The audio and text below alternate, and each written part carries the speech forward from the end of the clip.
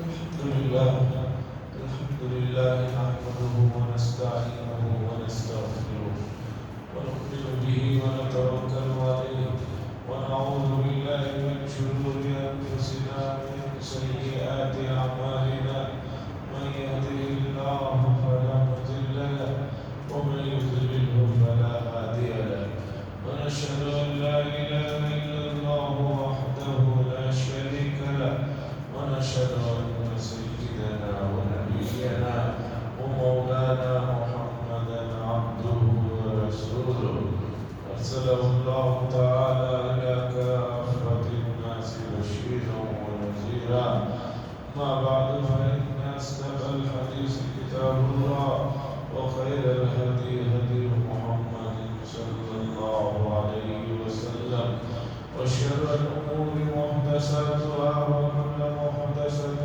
بدعة وكل بدعة ضلالة وكل ضلالة في النار. قال الله تبارك وتعالى في القرآن المجيد والفرقان الحميد: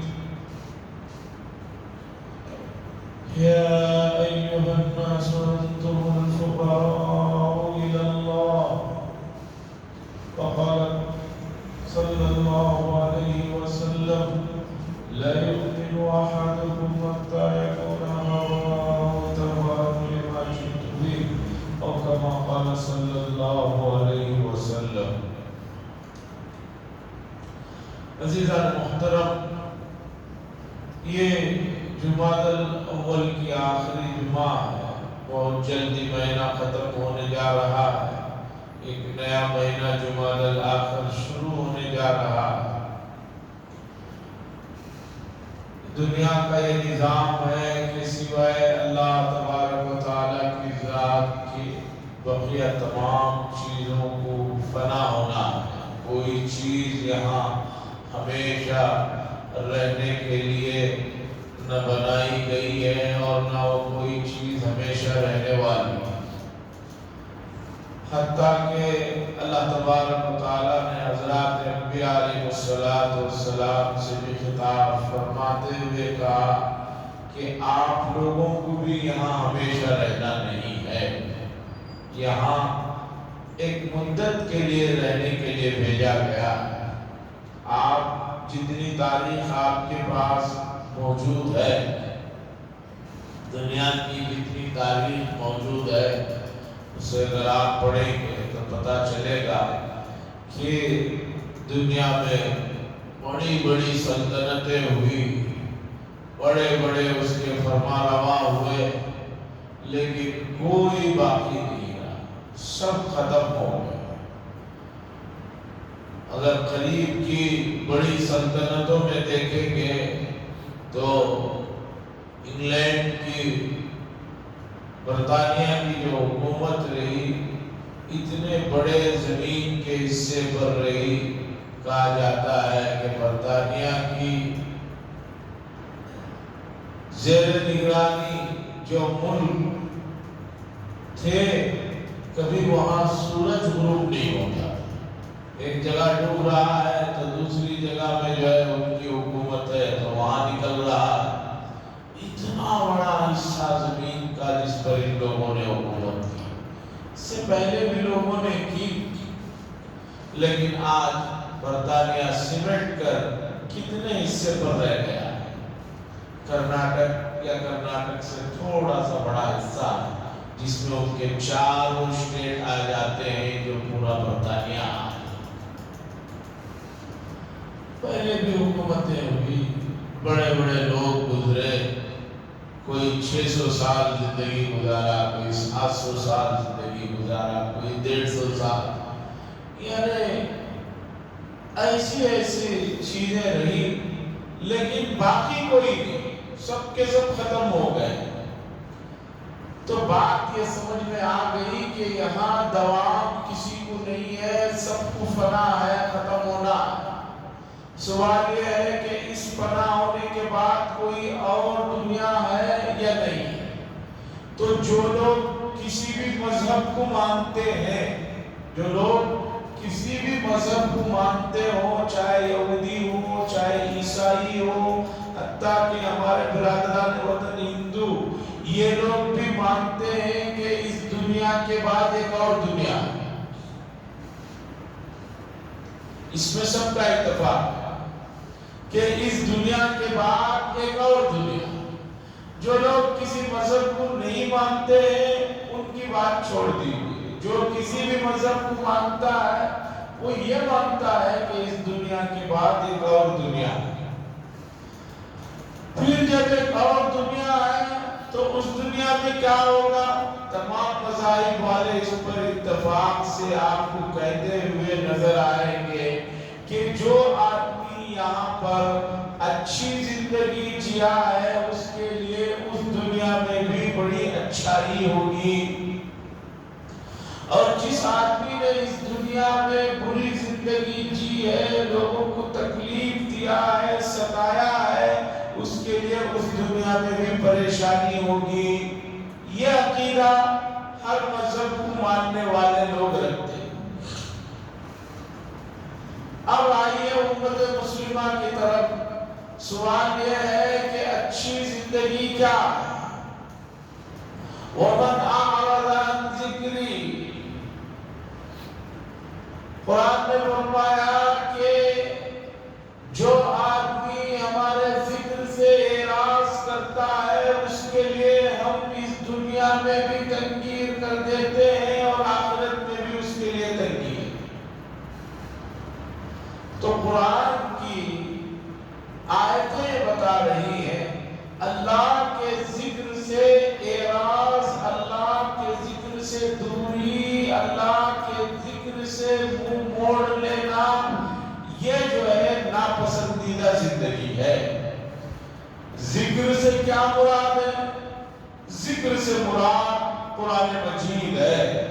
قرآن نے کہا کہ جو قرآن ہے، اس قرآن نے ذکر کے لفظ سے بھی یاد کیا کہ قرآن کی بتائی ہوئی زندگی سے کوئی منہ موڑتا ہے تو اللہ بتاتے ہیں کہ اس کے لیے دنیا میں بھی تنگی ہے اور آخرت میں تو اس کے لیے جو پریشانیاں ہیں وہ بہت زیادہ ہیں۔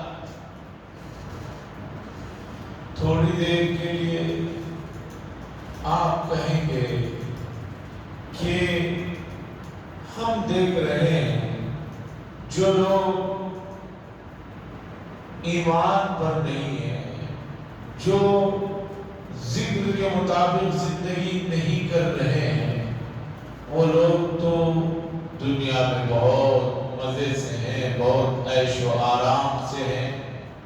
خاص طور پر ترقی یافتہ ممالک جس میں یورپ کے کئی ملک ہیں، امریکہ اس کے اندر کئی ملک ہیں، یہاں سب لوگ تو جو ہے بہت اچھے جی رہے ہیں۔ ایک سوال جو ہے شیطان دل میں ڈالتا ہے اور وسوسہ آتا ہے کہ جو لوگ اپنی من پسند زندگی جی رہے ہیں، شریعت کے مطابق نہیں جی رہے ہیں، اللہ کی نہیں سن رہے ہیں، شیطان مردود کی سن رہے ہیں، وہ تو بہت اچھے جی رہے ہیں، بڑے عیش و آرام میں، بڑے ٹھاٹ میں۔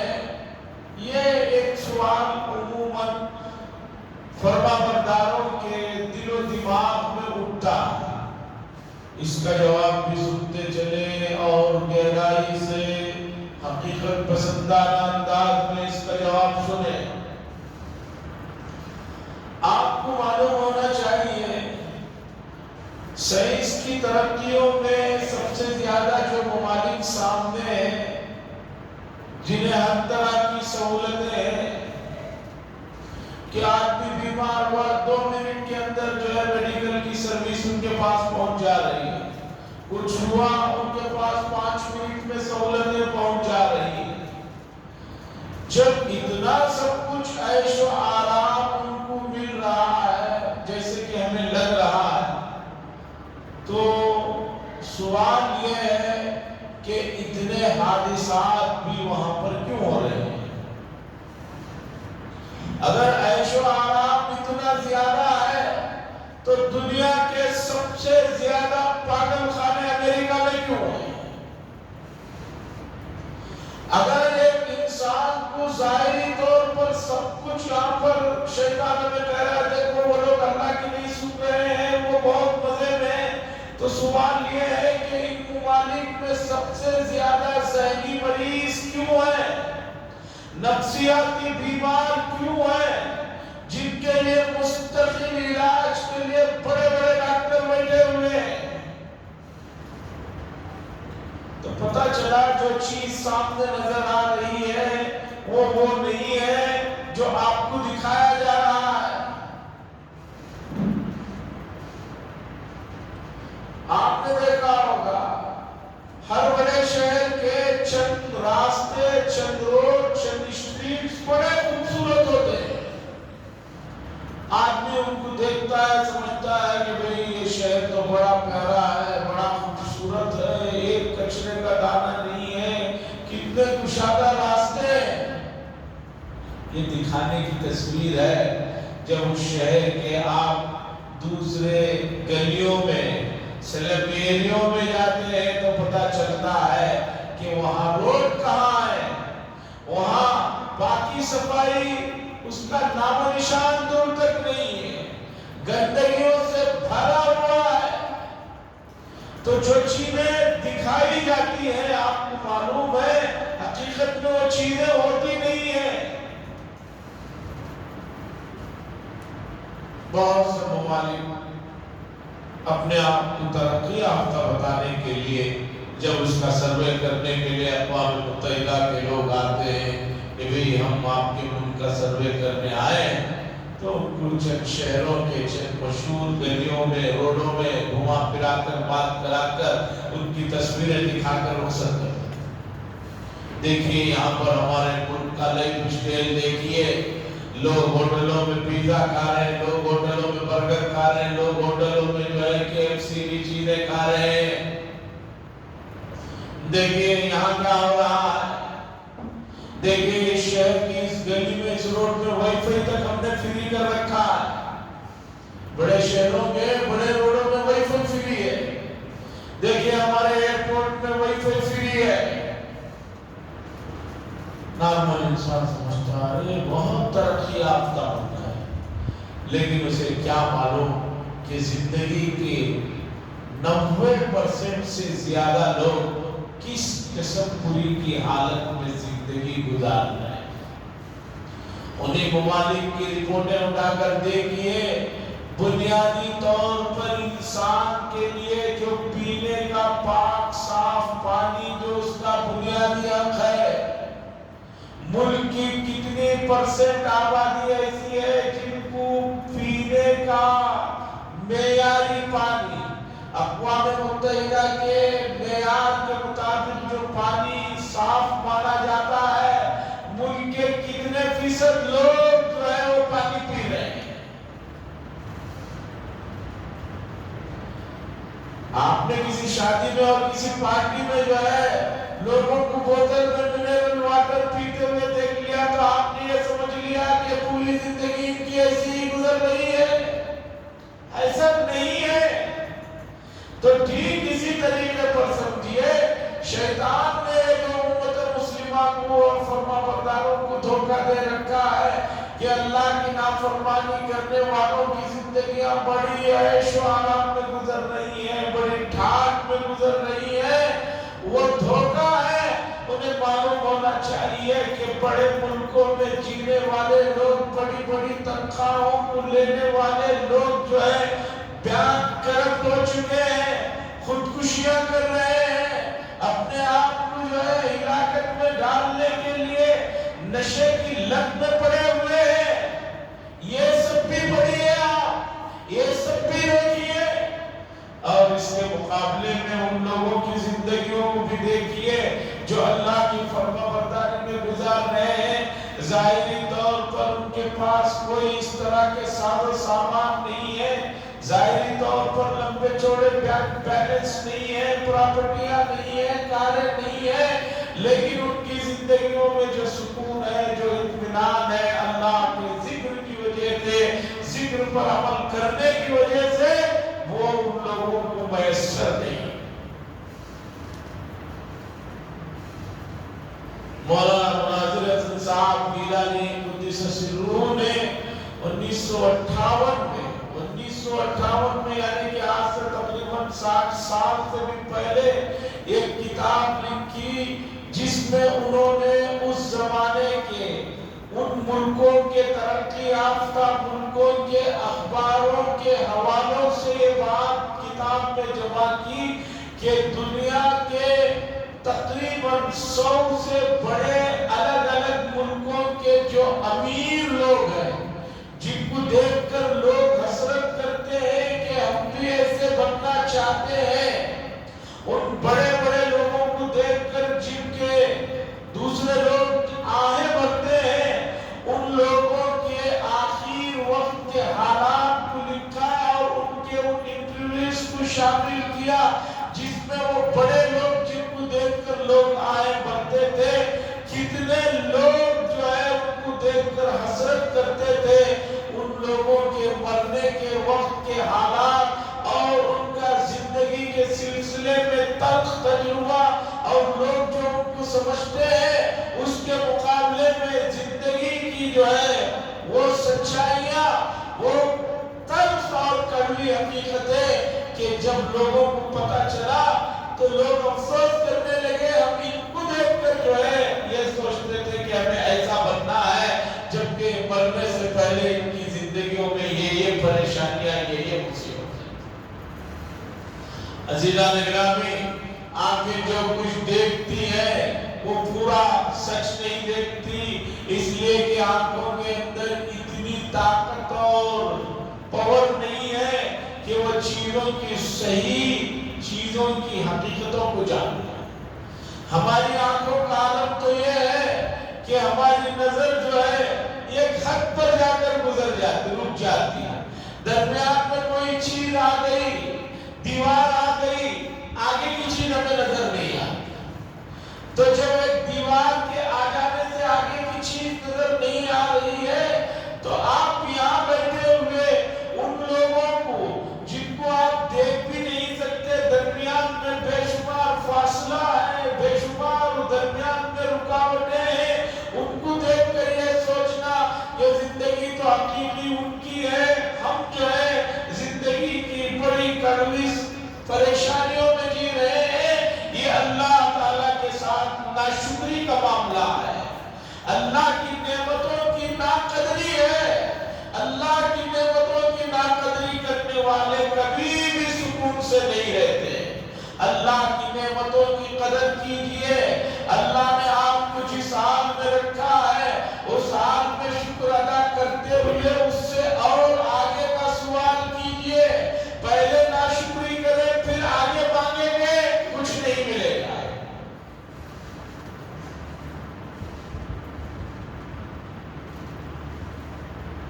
لوگوں کے مزاج کو سمجھنے کی ضرورت ہے۔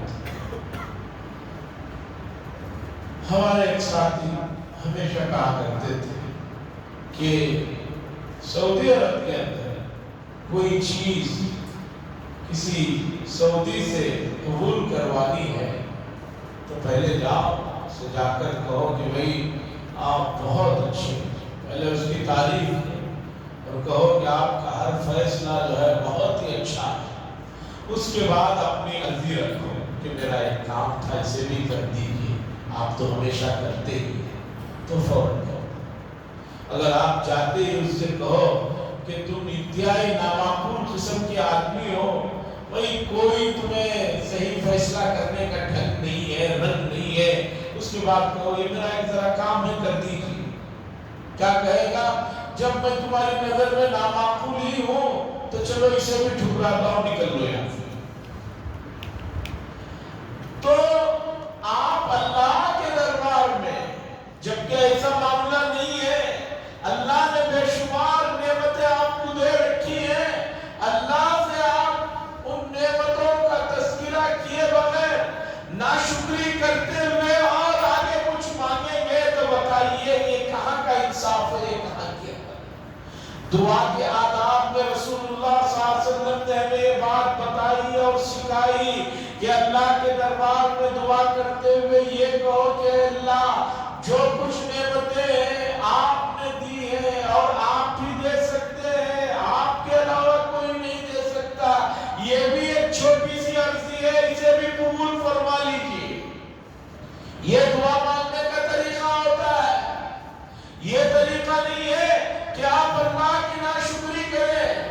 नाफरमानी करें और उन चीजों को जो चीजें आपके लिए नुकसान दे ना मिलने पर अल्लाह से शिकवा शिकायत करें और फिर आगे अपना मसला रखें, तो कभी आपका मसला जो है कबूल नहीं। उम्मत को ये बड़े अफसोस के साथ इस हकीकत को कबूल करना होगा कि उम्मत जो है इल्मी मैदान में बहुत बहुत पीछे है, दुनियावी इल्म में भी पीछे है, और जो शरीयत के अहकामात जिनका जानना हर मुसलमान के लिए जरूरी है, फर्ज है, उसमें भी बहुत पीछे है।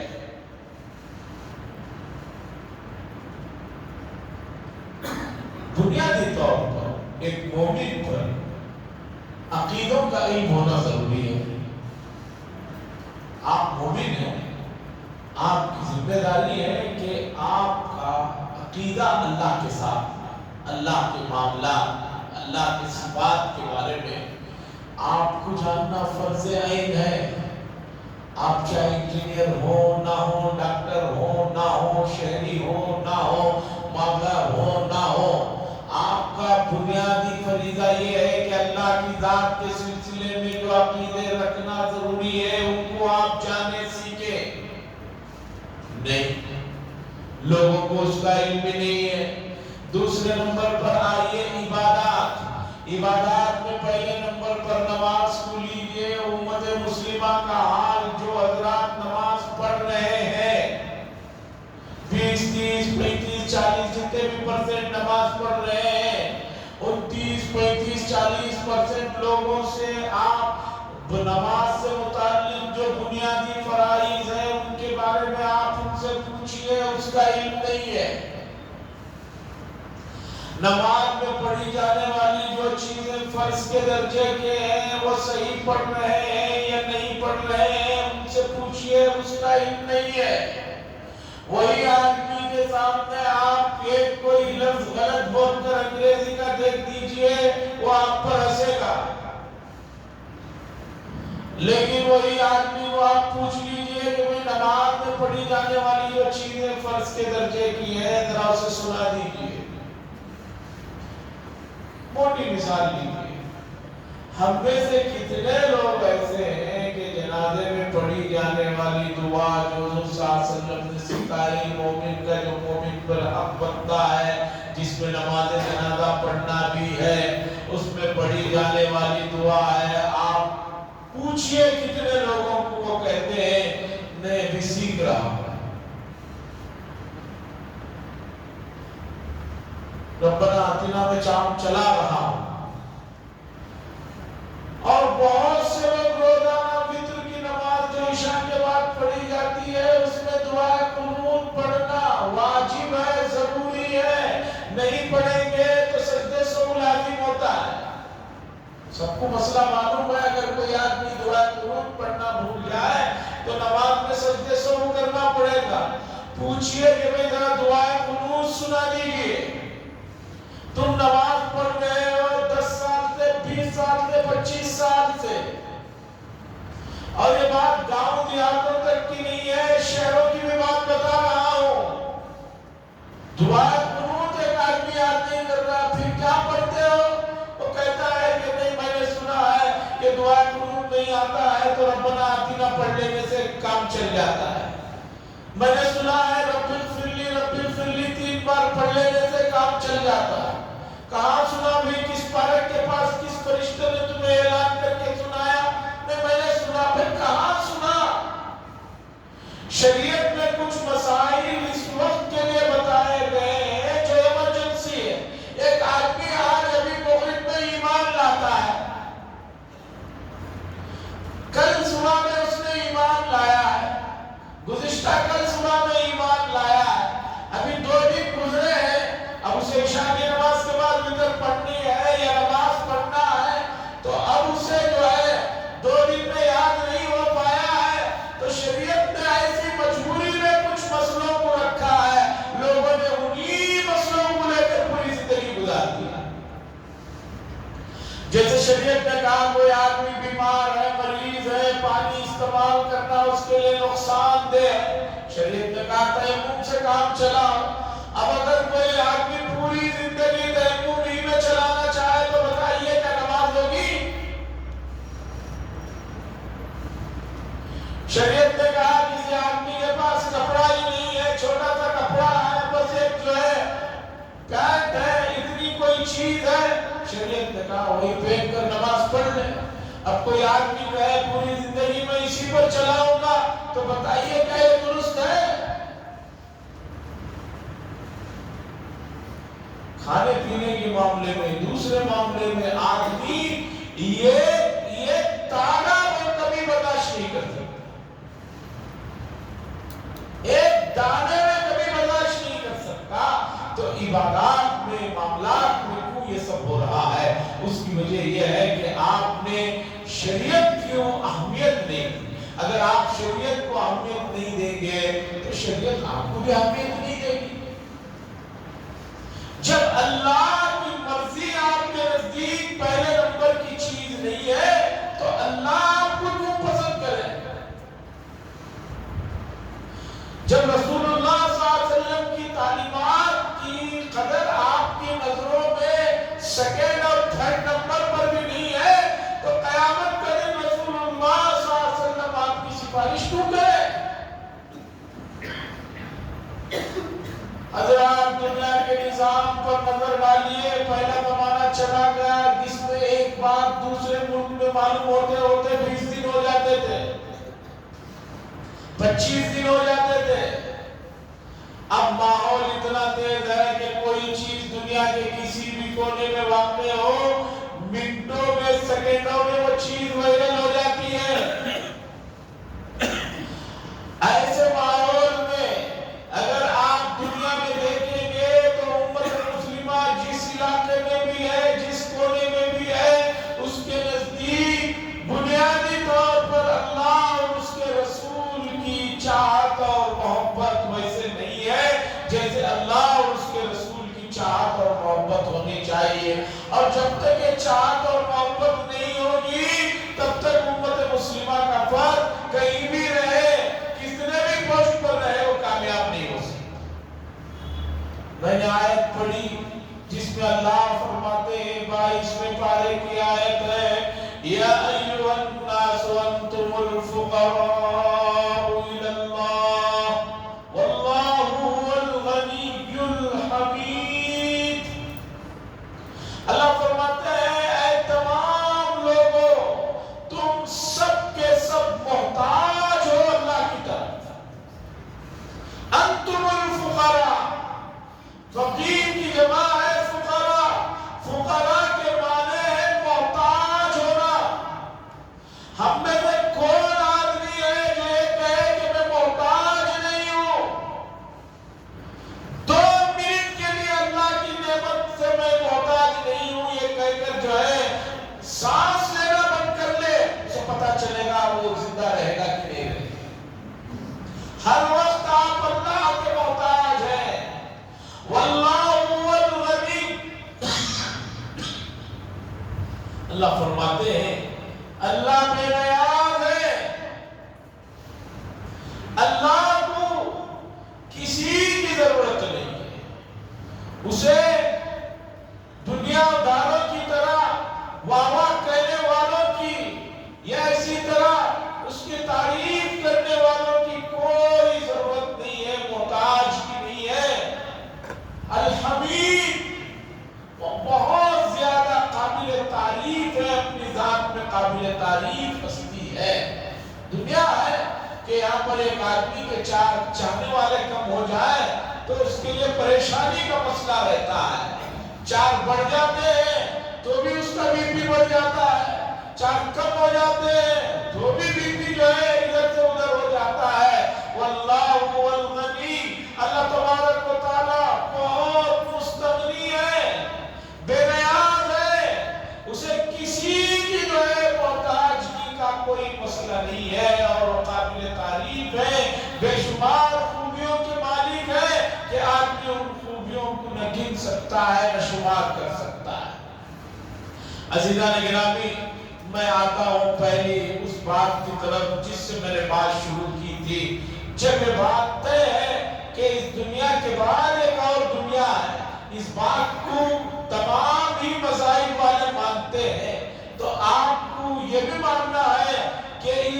دنیا جو ہے اس دنیا کے مقابلے میں بہت چھوٹی ہے، بہت مختصر ہے اور بہت لمیٹڈ ہے۔ انلمیٹڈ زندگی تو اس دنیا کے بعد کی دنیا ہے۔ اس دنیا میں آپ کو اگر خوش رہنا ہے اور صرف اسی خوشی کا تعلق نہیں بلکہ اس دنیا میں بھی آپ کو خوش رہنا ہے تو قرآن نے فرمایا کہ اللہ کی مرضی کے مطابق زندگی گزارو۔ وَمَنْ أَعْرَضَ عَنْ ذِكْرِي، قرآن نے کہا جو اللہ کے ذکر سے اعراض کرتا ہے ہم اس کے لیے دنیا میں بھی تنگی کر دیتے ہیں اور آخرت میں بھی تنگی کرتے ہیں۔ اور مثالوں سے میں نے بات آپ کے سامنے رکھی، ظاہری طور پر جو لوگ آپ کو نافرمانی کرنے والے خوش نظر آ رہے ہیں وہ حقیقی خوشی نہیں ہے۔ ان کی بے چینیوں کا عالم پوچھئے، ان کے خوف کا عالم پوچھئے، ان کی پریشانیوں کا عالم پوچھئے کہ کتنے لوگ ہیں بلڈنگوں پر سے کود کر اپنی جان دے رہے ہیں، ریوالور سے اپنے جو ہے سر پر گولی مار کر جو ہے جان کو ختم کر لے رہے ہیں اور خدا جانے کیا کیا طریقوں سے خودکشی کر رہے ہیں اور سمجھ رہے ہیں کہ اس خودکشی سے جو ہے زندگی سے آرام مل جائے گا۔ یاد رکھیے اس سے بھی آرام ملنے والا نہیں ہے۔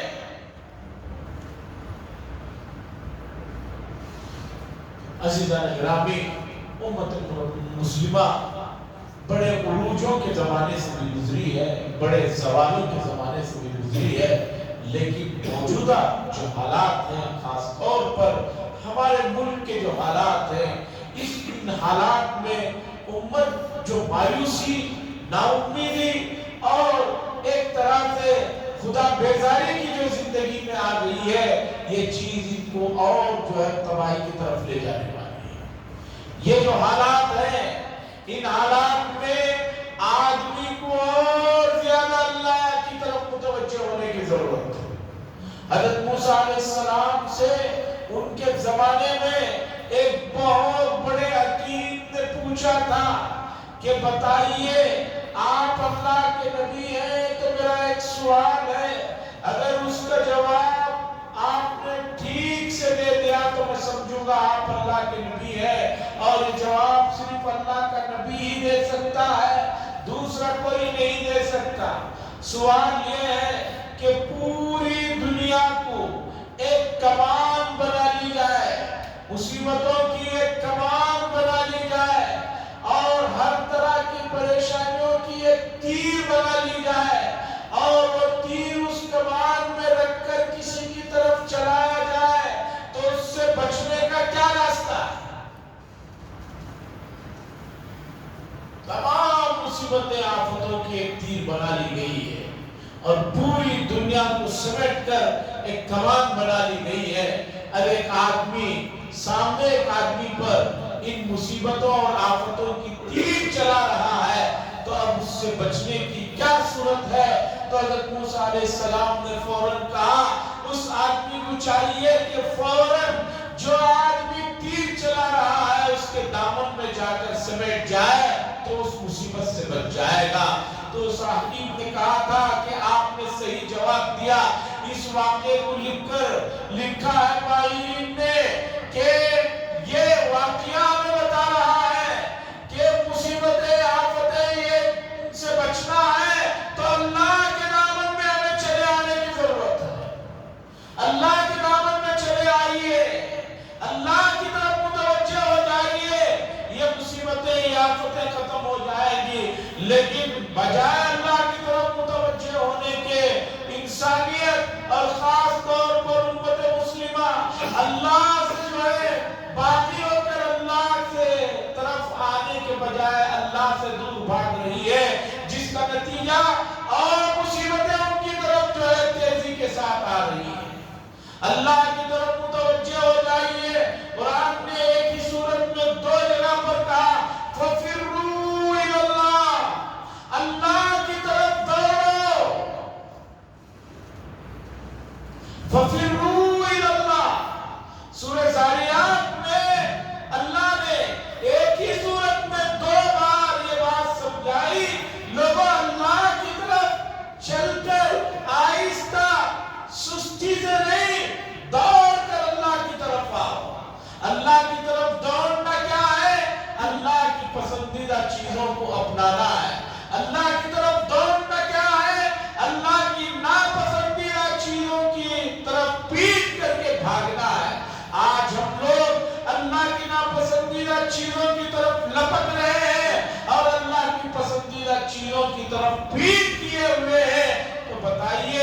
نقصان، ہلاکت، بربادی اور پریشانی نہیں آئے گی تو کیا آئے گی؟ عزیزان گرامی، قرآن نے کہا فَفِرُّوا إِلَى اللَّهِ، اللہ کی طرف دوڑو۔ آج اللہ کی طرف متوجہ ہونے کی شدید ضرورت ہے۔ یہ جو حالات آ رہے ہیں آپ کو جگانے کے لیے